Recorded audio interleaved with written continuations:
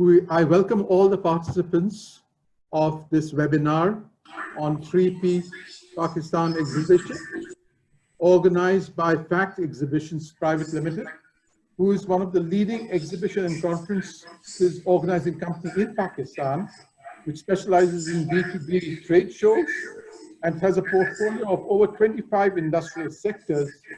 And it is a UFI approved event organizing company, and it is in total accordance with all international standards. In fact, FACT Exhibitions used to have 3P Pakistan, a UFI approved event, and the country's biggest plastic printing packaging trade show, which catered to about 300 exhibitors from 25 countries with more than about 20,000 trade visitors every day. We at the German Pakistan Chamber of Commerce and Industry, I'm Danesh Dinshaw, your moderator, are pleased to moderate this event in conjunction with FACT, who has organized this event for the betterment of the industry professionals who want to look for updates and connect in their fields in this new COVID, what's called global environment. It is now obvious with this new pandemic that the way we do business has changed, and we have to evolve and adapt. And as such, this webinar is a move in the right direction for the future. This is a series of FACT Exhibitions has done a series of webinars, and this is one of them, and it covers the plastics and printing packaging industry and its allied industries. We have global leaders and future strategists who are part of our discussion, and industry professionals who are online today, who will be helping you and talking to you about PET recyclability, a very serious word. Everyone is now becoming more and more conscious about the environment and about the health risks, what's it called, the soiling of the environment creates for the world. And it is excellent to see that PET can be recycled and recycled efficiently and reused over and over. In fact, it is better to use our PET as compared to virgin PET because it is less harmful to the environment. We have today two very prominent speakers. We have Mr. Mehmet from Herbold Mechanism. Joining him is Marcus from NGS. Since the process flow of the topic of recycling requires this, I will request Mehmet now to take the what's called podium and present his presentation. I request all those who have any questions to post any questions in the comments section of this Zoom chat. Also, Mehmet has roughly 20 minutes, after which Marcus will speak for 20 minutes, and then we will have a 20-minute question and answer discussion session. Thank you very much. Mehmet, the floor is yours. Hello, my name is Mehmet Kaya. I'm working as area sales manager and project engineer at Herbold Mechanism. Today, I would like to present you solutions from Herbold for recycling of PET material. For this, I will just share my screen with you. Okay, I hope you can see it. Okay. First of all, I would like to give you a short introduction about Herbold, who we are and what we are doing. Herbold is a family-owned company based in Meckesheim. It's in the south of Germany. What we are doing is we are manufacturing machines and complete lines for recycling of different kind of plastics. This can be post-consumer or post-industrial material. It's now in the fourth generation, established in 1884. We have approximately 180 employees and a turnover of 35 million each year. Our most important markets are USA, South America, as well as Europe. We have 2 subsidiaries, so the main factory in Germany and a subsidiary in USA. And we are acting worldwide with agencies, where we have 35 agencies, and over the last 42, 43 years, we have 20,000 installations with different kind of machines worldwide. Our product range, you can see it here. It's divided in 5 columns. We have, first of all, pre-size reductions. This means mainly shredders for different applications. Then the second size reduction step, the granulators, where the company comes from. Pulverizing, for pulverizing, for example, pipes, profiles. Complete washing lines for post-consumer material like PET film. And agglomerating for creating material with high bulk density. Spare parts and service. This is also a part of our business where we are very strong. This means we also support our customers after providing the machine or the equipment in order that the line is not standing and can operate all the time. We have also a technical laboratory in our main place in Germany. This means we have a small washing line where we are able to process original material from the customer, as well as dry test center where we have the most important single equipment. As next point, I would like to give you a small insight or a short insight about the current situation of the market, where we are now and why we need plastic recycling. So you probably see in the television, in the newspapers, every day or new information about plastic and why we should do plastic recycling. So we have, or the human is generating every day a lot of waste, including also plastic waste. Actually, we have still very low recycling rates. In European, especially in Europe, we have restrictions in this regard, so which makes possible or where we see a chance to do recycling of plastic material. We can save in this regard a lot of resources, so with not producing new plastic. We also save disposal costs, reducing carbon dioxide emissions. And in general, it's a green thinking, and we have currently the possibility with the technology what we have to do plastic recycling.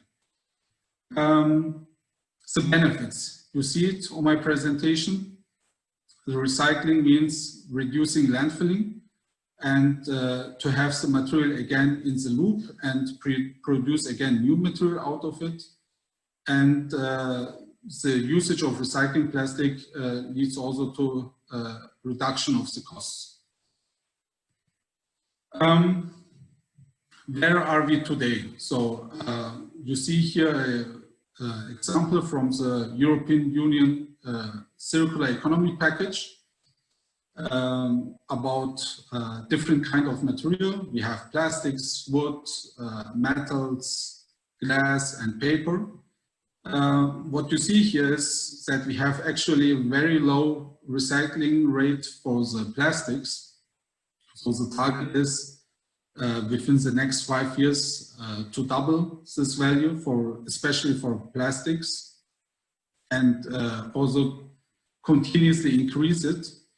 For all people who want to invest in plastic recycling, it's important to have a unique idea and to do or to produce material for unoccupied market segments, like, for example, automotive business. Furthermore, it is necessary to be different compared to other producers or to other recyclers. This means to produce high quality product instead of low quality product. I will show it to you on my next slide.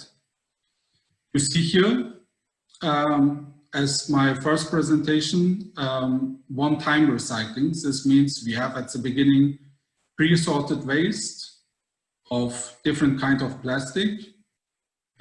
We process it in a washing line, and we make in extruder granules out of it.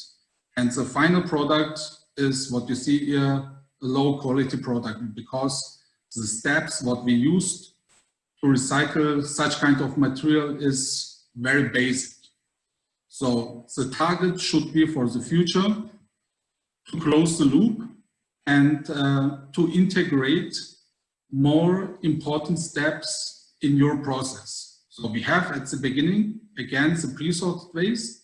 Now we do again pre-sorting of such kind of waste, because especially for polyolefin, you have again inside different kind of plastics which should be separated in order to have a high quality product at the end.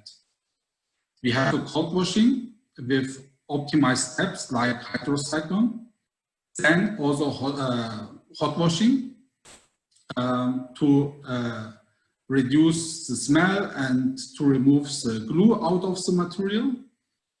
We have at the end flake sorting to sort the material regarding the color, for example. Extrusion, and where my colleague Markus will tell you more about it. And at the end, you will have a product, or where you are able to produce a product which is comparable to a virgin product, like what you see here, recycled HDPE. What is Herbold doing to achieve these targets? So the way how we are working, I would like to give you a short insight about it. We have at the beginning the application. We go with the customer in a direct communication and discuss the input and output specifications. Then we are able to do tests with customers' original material in order to verify the parameters, optimize it in the next step. This means to go in the detailed discussion and present the individual solution about our process, and support the customer also as the next step with after sales service. You see here the most usual plastics where we are able to recycle. These are mainly post-consumer film, agriculture film, HDPE waste, big bags, PET bottles, car battery cases, PET trays, or pulpa Tetra Pak waste. The design of Herbold washing lines is adapted to customers' requests. So each washing line can look like different and depends on what the customer especially needs. In the following, I would like to give you a presentation about the most unique products what we use in our washing lines for recycling of PET material. The first one is the label remover, which is part of the pre-sorting step. This we use to remove or separate the labels out of the bottles in order to increase the separating efficiency of the bottle sorting equipment. This equipment has also special properties, as you can see on my screen. with force feeding bunker, and also a special rotor with wings and pins where the labels are cut off and separated by air and by specific weight in the last step of air separator. The next equipment, which is unique for Herbold washing lines, is Granulator of SB series. This is a granulator which is especially designed for recycling of PET bottles. This granulator has force feeding properties. You see it on the left picture on the top, where the granulator has a bunker with including screws which feeds the material under a special force to the cutting chamber. On the right side, you see the special rotor for such kind of applications, which we call F rotor, which has exchangeable wear parts. So this means if you have wear on the machine or on the rotor, you have just to change the wear parts instead of changing the complete rotor, which results in cost saving as well as time for changing. You see here typical infeed materials for the granulator. So it's especially designed for PET bottles and what we use in our washing lines. Here I have summarized all necessary or all important advantages of this series. We achieve much higher throughputs due to the force feeding design. In the same stage, we have very low energy consumption compared to a standard granulator without force feeding, as we are able to control the speed of the material feeding. You are able to process higher amount of material. You have also lower noise emission. You don't need an operator who is standing beside the granulator and operates the machine. This is also very important. And this can be used as dry or machine with water as part of the washing line. And the most important point is Herbold is a company who has designed this machine 10 years ago and has the most experience here.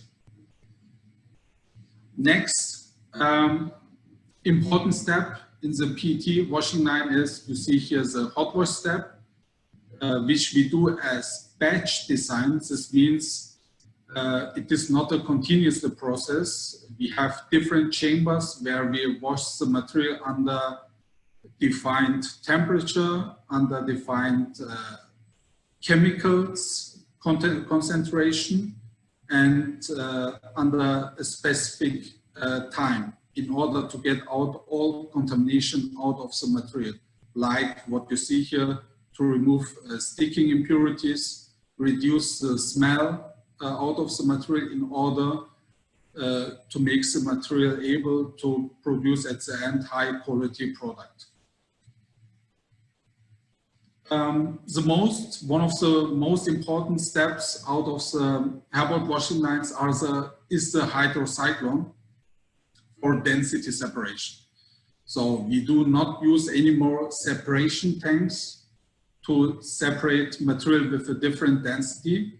We have implemented for this or designed for this the Hydrocyclone, where we use the G-forces, so the physical roots, in order to separate material with a different density at a high separation rate and with high capacities. You see here what I exactly mean. So the main point here is what I'm talking about, the G-force, what we generate inside the Hydrocyclone, and which makes also the difference compared to all other equipment. We generate inside the Hydrocyclone with the usage of the high pressure pump, different G-forces depending on the diameter of the hydrocyclone, which makes possible that we have higher separation efficiency and higher settling velocity of the material compared to swim sink technology. You see here the most important advantages between swim sink technology and the hydrocyclone. This is first of all the separation rate. You generate at the end better quality as you have also friction inside the hydrocyclone. You are able to adjust the hydrocyclone at the same stage. The separation tank is a complete static system where you can adjust nothing. And you need also less space to install the hydrocyclone. The next important point or machine out of the Herbold PET washing lines is the step dryer. This is drying with less energy. We have less installed power. And as PET is very brittle material, we also need a gentle treatment. So this means we have to, or it's necessary to have less fines production during the process. That's the reason why we have designed this machine. It has a different rotor design in stepped. So this means we start with low speed of the rotor and increase it up to the top where the material gets out. In this case, we have much less fines production, approximately 4 times less compared to a standard horizontal dryer.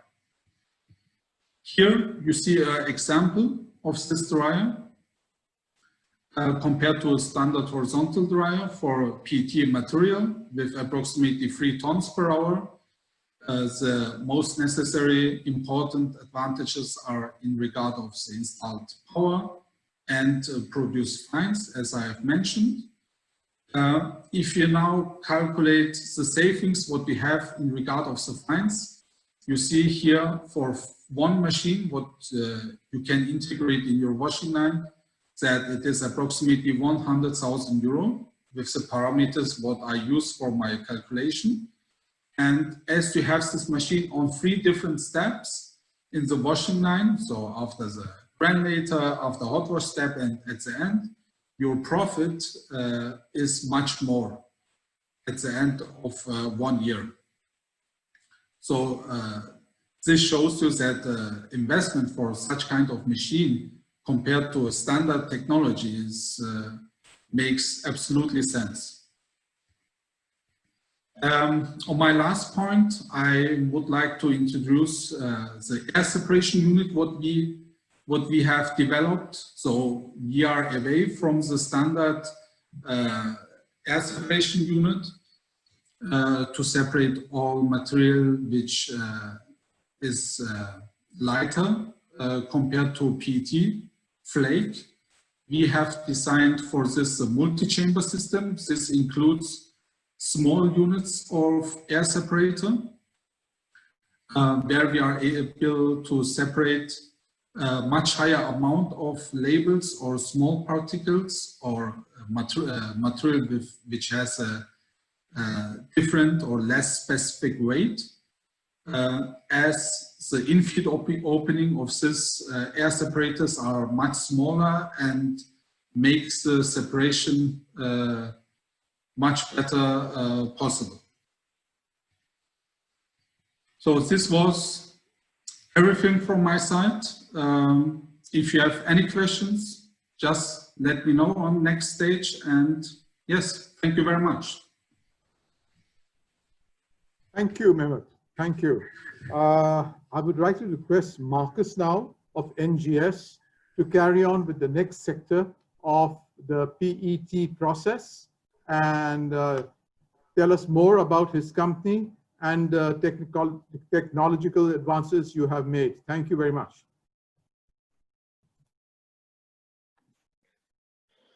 Hello, everyone. I hope you can hear me. Mehmet, give me a finger if you can hear me. All right. Okay. Yeah, my name is Markus. I'm from company NGR, and we are the manufacturer of extrusion equipment and polycondensation line, which is turning PET waste, for example, back to food grade applications. I won't focus much on NGR or on our technology today, because I received so many questions from the market in Pakistan about PET and its recyclability.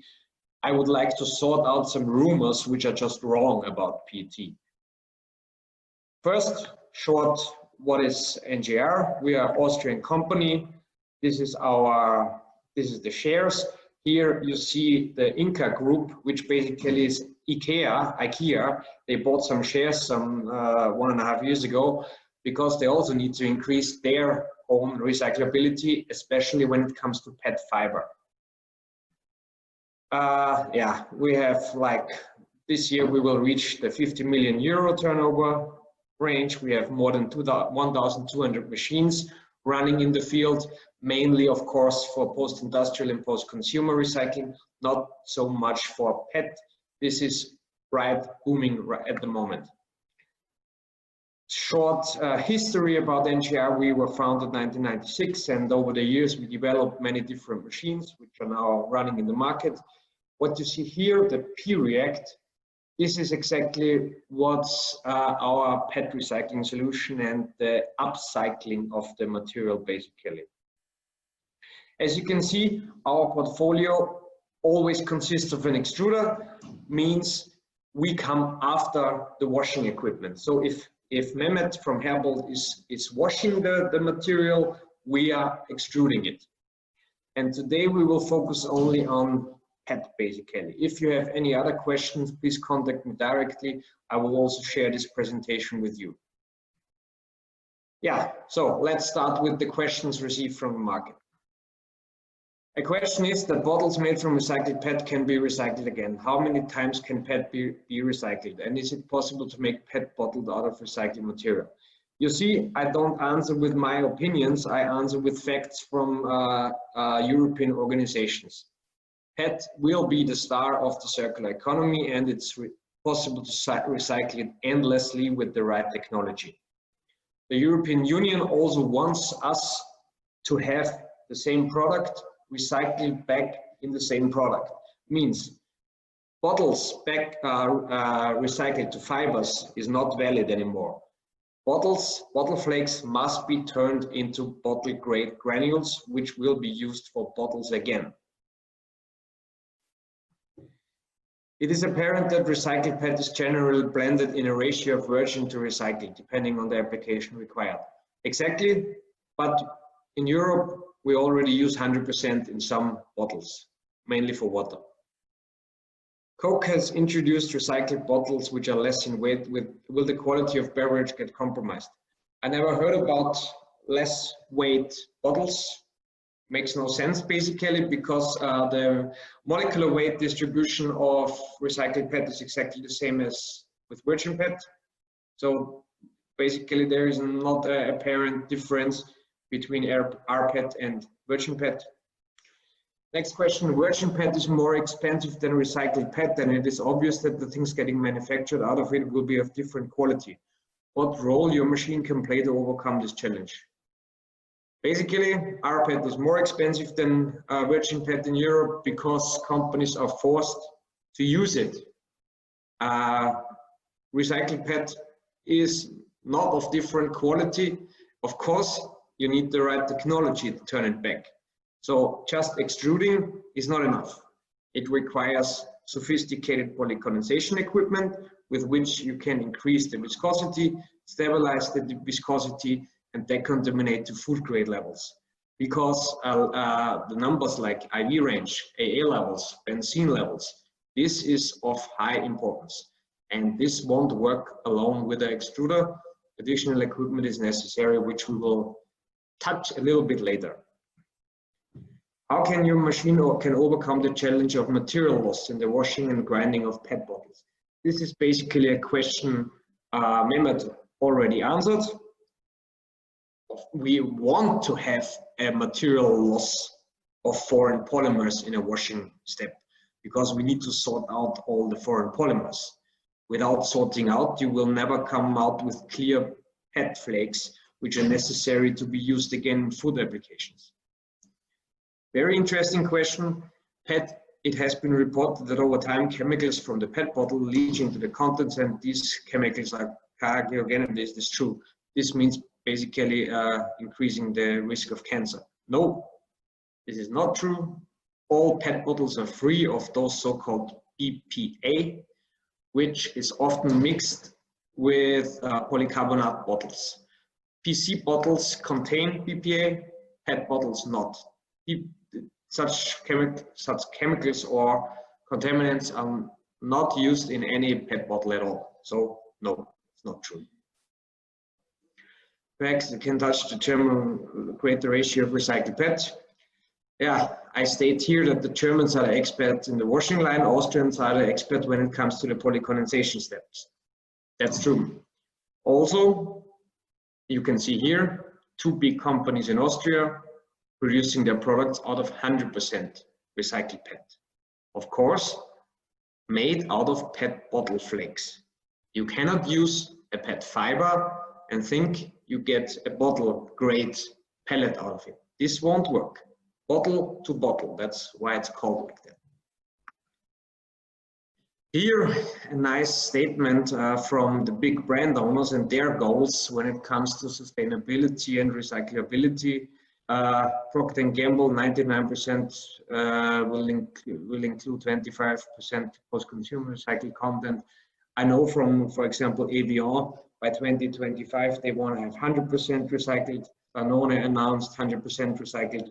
So these are huge numbers, which only will work with proper technology and increased capacities, as Mehmet mentioned already before. PET fines, flakes are yet another challenge to recycle. Yes, PET fines are a challenge. Mehmet introduced us already with his idea and what the washing manufacturers are doing to eliminate the increase of fines. Fines and or PET dust also has another problem, that the start IV due its size volume ratio is always a little bit higher after the polymerization process. So it could lead to an inhomogeneous IV at the end of the day, which could be a problem in the further process. What is the difference in process drying, extrusion, filtration, and energy recovery in your machine? Whoever asked this question, please text me separately. I don't understand this question, because all those steps are different process steps and necessary. What if the bottle to be recycled is colored? Sorting is required. Clear bottle flakes will lead to clear bottles. That's why sorting equipment, especially from Germany, is available to internet connection.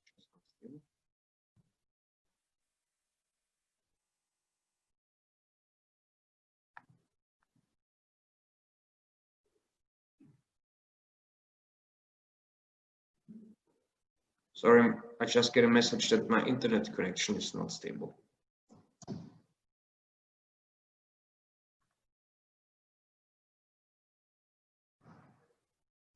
Okay, yeah, so means sorting equipment is necessary.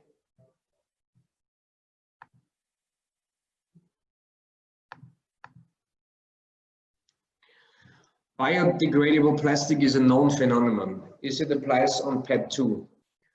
Yeah, luckily no. You don't want PET to be biodegradable, as it would decompose under certain circumstances, which is the opposite of the PET recycling target. Just imagine, in order to get biodegradable plastic decomposed, you need to keep it with enough air, you need to have sun shining on it, so you basically have to put it on a field where all those circumstances can apply. If you put those biodegradable plastic in a landfill, nothing will decompose. And so this is a little bit of fake promises from this industry, because it won't work in practice and also not in theory. Also, maybe you know about PLA, which is kind of a biopolyester.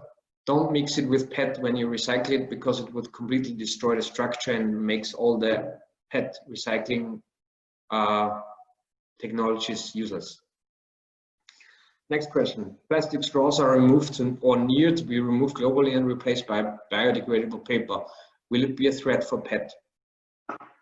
I don't see why it should be a threat for PET, because the straws are not made out of PET. They are made out of other materials. In Europe, for example, we use bamboo or glass straws to replace the plastic straws. And additional sentence, paper will never replace plastic, as its CO2 footprint is much worse. HDB can be recycling more into this area of sustainability. Don't you think it's a threat? HDB cannot be a threat to PET, as the applications are completely different. PET is used for bottles, drinking bottles. PET can be recycled endlessly with the right technology and bring back to food grade applications. HDP is also used in drinking applications, but only in milk bottles. HDP will lose its MFI and strength after several recycling steps. So this does not apply to PET, because with the right technology you can get PET back to the virgin. PET is the only polymer, aside of polyamide maybe, where polycondensation works similar in polyamide applications, where you really can get back to virgin quality during or after the recycling. Here the next question we had already. The main issue with PET in developing countries is the absence of an organized collection as such, as a lot of this PET waste lands up in landfills. Yes, this is absolutely true. Collection and sorting is the first start. You can have the best equipment in the world. If you don't get enough material, the plant will never pay back. And it must be the governments and the bigger organizations who start to raise the awareness in less developed countries. Government legislation is needed to enhance or boost your sales, like it's done with biodegradable plastics in government. Basically the same what I talked about. Government must boost the collection and the awareness in Pakistan. Professionalize the collection.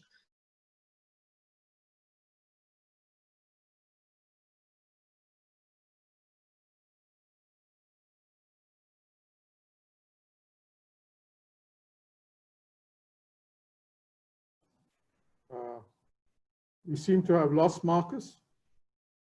In the bins where all the waste is collected, and so taking out the PET bottles. What's happening with the rest? What is really needed from government side, not only in Pakistan, of course, this is also missing in most European countries, efficient and professional collection of all plastic waste, not only PET bottles, and collection, sorting and recycling hubs on big scale. Because especially PET recycling, where technology is key, it only works on big scales. It does not work with 200 kilos an hour to recycle bottle to bottle. It must start from higher ranges, and this is of course cost intensive. What is the sustainable alternative to PET films and products? PET already is the most sustainable packaging material, as long as it's collected somewhere. There is no other product which is that sustainable and resource efficient than PET. Also compared to glass or paper or other materials, the CO2 footprint is so much less than other materials. In this question, there was also the question about PET films. Main issue with PET film is that usually it is a PET-PE combination. PE to make it weldable for food containers, you know, the trays where you buy fruits, for example, in the supermarket. GPET could be an alternative, but GPET is expensive. Both materials are not recyclable in the conventional solid-state polycondensation, which is used up to now. We could do it. Of course, with limitations, but it's possible. Next question. What can be added in the resin to make it sustainable? Nothing, just collect it. It is already sustainable, so no need to add something. What PET resin and film manufacturers are doing to match sustainable development goals? Yeah, technology. That's the point. With the technology, everything is available. Everything is available to make PET recycle endlessly. The virgin production will go down, the recycling rates will increase. Just imagine, in Germany, they have a collection rate of 99% of PET bottles because of they have a system where they get money back when they bring a PET bottle. So 99% collection rate. Of course, this is the dream for all the PET recyclers because they have the material and the technology is here. So it's a given fact that everything is done already. Is it practically possible to achieve these goals, or are they too ambitious and the current pandemic and global economic slowdown will defer its implementation? Goals are ambitious, yes. Possible also, yes. But huge investments, of course, are necessary. And companies or not only companies, but also organizations or bigger groups of companies must raise awareness and focus. Current situation, pandemic, corona, whatever, is not hindering the process for buying PET recycling equipment at all. We just had the record sales ever in bottle-to-bottle recycling. So it's not really hindering the economy, the sales worldwide. Yeah, and at the end, I was asked to give a budget idea how much we are talking about for a bottle-to-bottle plant. I already mentioned before that it doesn't make sense to think about a small plant. A real sophisticated setup, including a washing line, extruder, polycondensation, and all the equipment to get from a bottle bale to a bottle grade rPET granule, starts in this scenario from 2 tons per hour. Washing line with pre-sorting, shredding, and pre-drying, extruder, pelletizing, polycondensation. You will need some laboratory equipment and auxiliaries. All in all, cost in euro approximately 10 million euro. Let's sum up and think about the payback period. How much is a bottle bale when you buy it? Approximately 350 euro a ton. Production costs from bottle bale to granule will be around 150 euro per ton. Summed up, it costs you 500 euro to turn a bottle bale to a food grade granule. And then the payback calculation is easy. For 2 tons an hour, you earn 1,000 euro in an hour, considering a 24/7 operation for 300 days a year, means approximately 13,000 tons of production a year. The payback period is less than 1 year. Of course, it's big numbers, and the precondition to make this true is that you get the material.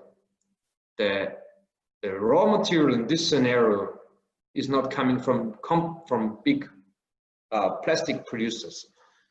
The raw material in this scenario is a plastic or a bottle bale, and it must be sure that 2 tons an hour for such a scenario are fixed. Means 50 tons a day. If you don't have the raw material, you have no production, you have no earnings. Additionally, you must have buyers for the rPET granules. That's clear. You must have the raw material and you must have somebody you can sell it to. All right, basically that's my presentation. If you have any questions, please let me know. I know this was maybe kind of provocative, but my goal was to think about PET. What is it? And how is it possible to increase the recycling rates at the end of the day? Because this is what the whole world wants. and what is needed to fulfill the ambitious goal of different organizations. So and now I have to check how I can start. Okay, thank you very much, both of you, Mehmet and Marcus. Can you kick me out, please? Firstly, for both of you, I would like you to answer, both of you, each one at a time, if you have installed any plants or machines in Pakistan at the present moment in time. Are there any inquiries or feelers? If so, can you enlighten us, please? Thank you. Okay, now it works. We as NGR, we don't have. Okay, we as NGR, we don't have the polycondensation equipment or a bottle-to-bottle recycling plant in Pakistan, but we have some smaller recycling extruders for post-industrial recycling or post-consumer recycling. This we have in Pakistan, several machines since many years. But we also have inquiries for the big plants for bottle-to-bottle or PET fiber upgrading, because this is also a topic which will come up in future, means PET fiber to fiber recycling. For us, unfortunately, we do not have actually any running washing line in Pakistan, but this is our target, especially after the K-show, to install also further or first lines in Pakistan for recycling of different kind of plastics.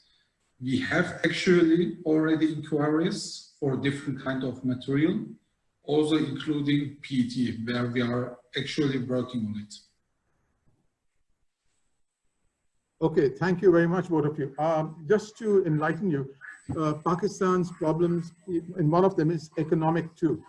The cost of imports and the outflow of foreign exchange is a very sensitive topic.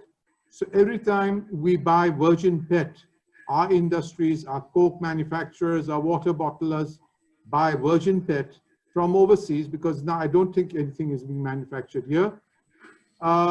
It's a question of our foreign exchange dollars going out of the country. So if our country was in a position to use recycled PET with our own facilities, I suppose that means we need to have the government behind us.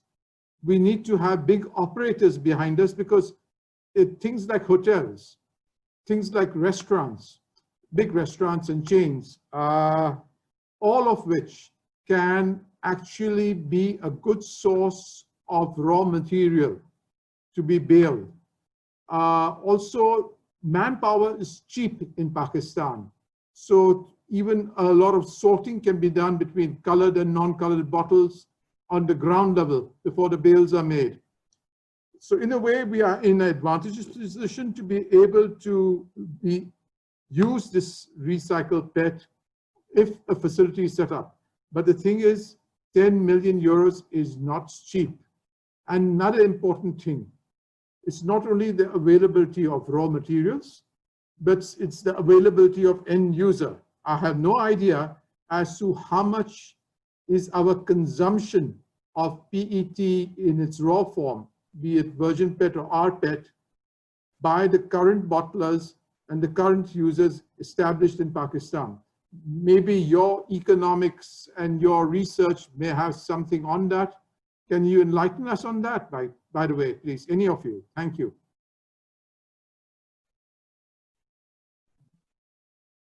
You're completely right.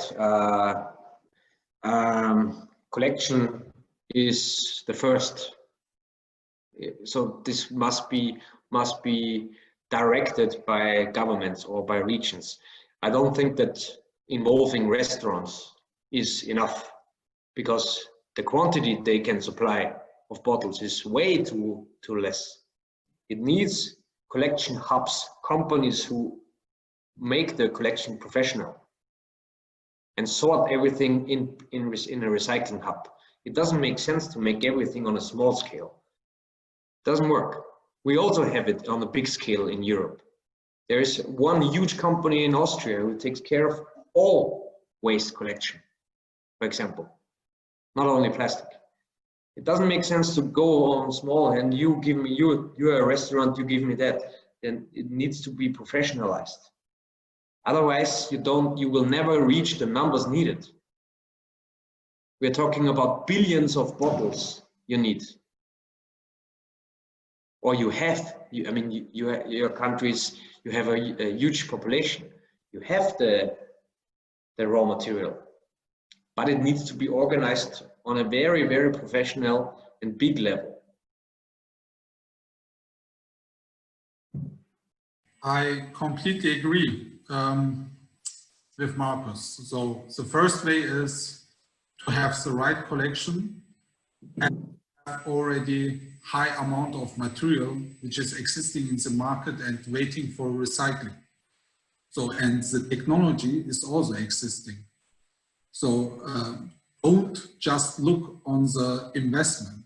Yes, I absolutely agree. It's a huge amount of money what you have to take in your hands and invest, but you see on the basic, you have seen on the basic calculation from Marcus that you have a payback period which is very, very short. So you have to start with the business with high amounts, high input capacities, and your profit at the end will also be very high.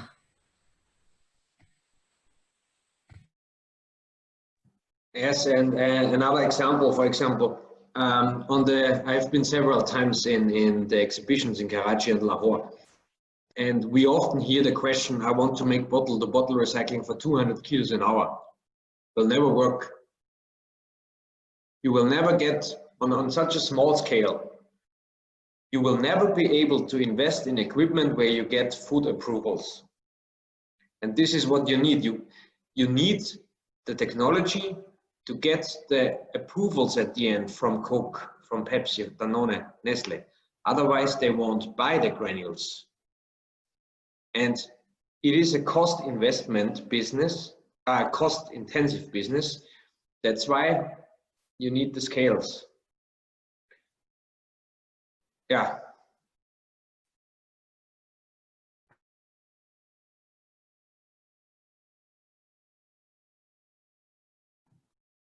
Danish, you're silent.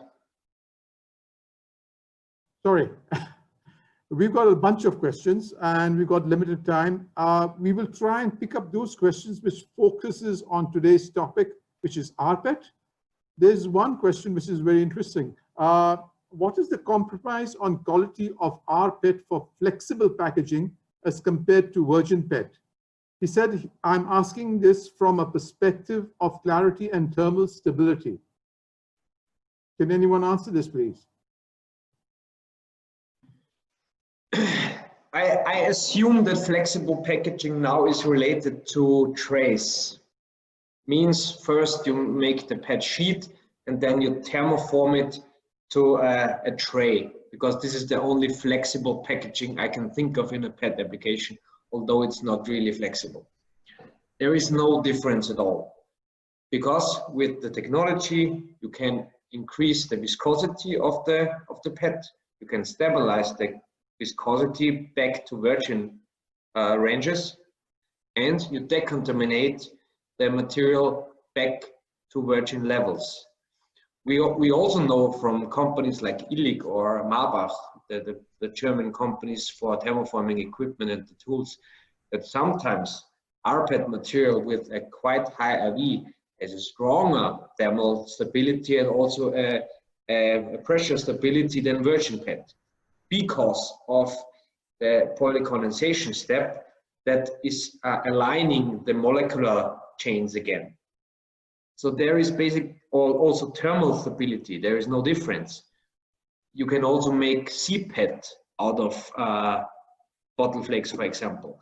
CPET is crystalline PET film, for example, which is used in microwave or freezer applications. No issue at all. We have a plant running in Russia who is doing that. This is not the big challenge. Okay, What is the area required for a whole plant like this? Is one of the questions. This is interesting. So Again, please. What is the area required for a plant of this size which we're talking about? Mehmet, maybe you first. What do you mean with area? I did not understand the question. Well, suppose I wanted to put up this plant, right? Yes. In anywhere in Pakistan, in all the major cities, wherever. Yeah. How much square foot do I need? Okay, area you need. Okay. So for the pre-sorting part, washing part, the sorting part, and the flake sorting at the end, you need the most area. The most, what we are talking about is, I would say, including pre-sorting, washing, flake sorting at the end, I would calculate with 100 meter in the length, 25 meter in the width, and 10 meter in the height. Okay.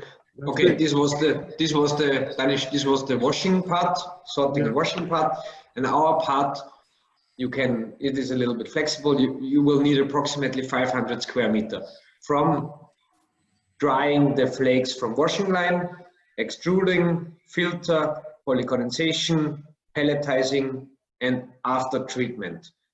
500 square meter approximately. Height is also approximately 10 meters, like the washing line. So we are talking about a plant of 2 tons an hour, right? Okay. There's not much difference between 2 tons or 5 tons. So the area is similar, I would say. And Mehmet, I was quite intrigued when you were giving your presentation. In fact, there is a question here also on that same topic which intrigued me, is that you made a comment that for different type of plastics and PET and other materials, there are different type of plants. But is it possible to have a plant which will do polymers other than PET also and do PET? In other words, one plant can do various forms of plastics instead of having separate machines for each. Is it possible to have a setup like that?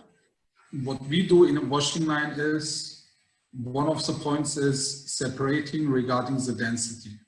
PET has a different density compared to polyolefin. So it's not possible to run PET on the same line like for polyolefin. This is one of the reasons. And the reason is PET needs very gentle treatment. So you have much more process steps, and these process steps are also different compared to polyolefin line like film. So it's also, at the end of the day, it's also more difficult to recycle PET. You can process in a polyolefin line, you can process, for example, HDP hard plastics, as well as, let's say, LDP film. This is possible. You have just to add 1, 2 more steps, that's all. But you can process it in the same line. Okay, so PET does require a very specific type of line as compared to the other because of its nature of the material. Yes, that's correct. Same here when it comes to the extrusion part. You don't want any other polymer to contaminate your line.